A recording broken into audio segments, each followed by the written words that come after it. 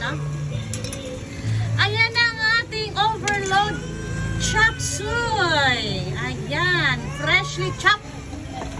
Ang chop suey, hindi siya ready chop sa palengke.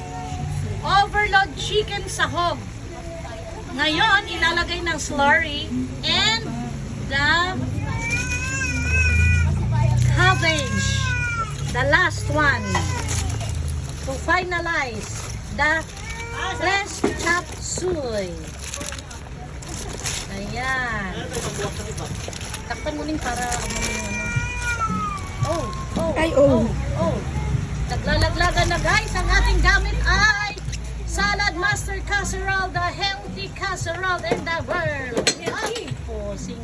Naglaglagan na. Sa may gusto mag-avail ng Salad Master Casserole, just PM at ibibigay ko sa inyo ang contact number ng distributor dito sa Cubao, si Ma'am Oning Palaruan. Shoutout kay Ma'am Oning.